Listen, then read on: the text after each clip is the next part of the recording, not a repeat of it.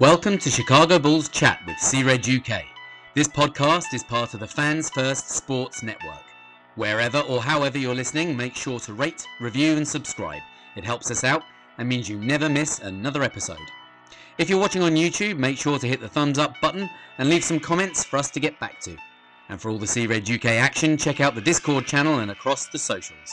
Now, over to your hosts, Matt Hearn and Neill Dunn. Hello and welcome back to another episode of Chicago Bulls Chat with C-Red UK. Just me today. I'm going to just talk a little bit about the new hirings as regards to the coaching staff goes with the Chicago Bulls.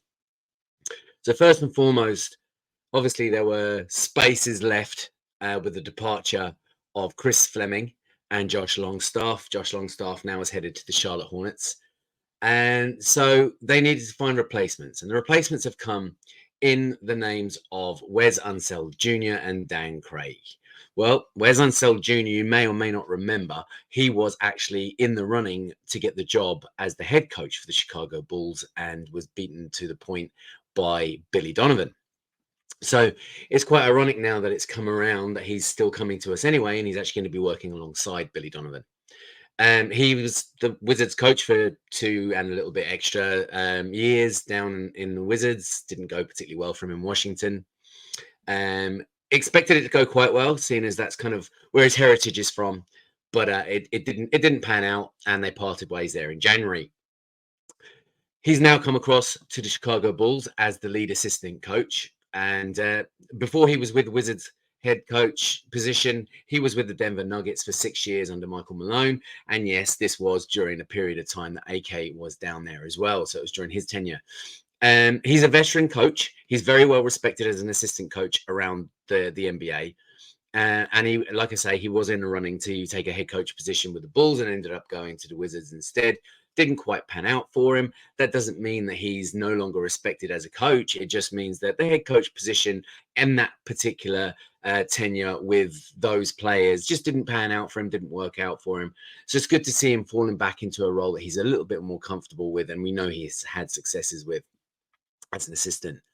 It'll be interesting to see how himself and Billy work together, and let's hope it leads to an important shift in gear. Dan Craig then. Dan Craig is coming in as a top assistant coach. He's also another veteran coach within the NBA. He's been working with Ty Lue there in LA with the Clippers for the last 4 seasons. And we know the successes that have been achieved down there. He spent the 4 years before that working with Eric Spoelstra at Miami, and he was also the Sioux Falls, which is the Heat's G League team, as head coach there in 2015-16. Like his mentor Spo, when he started out in Miami, he actually started out in the video room, exactly the same as Spoelstra did.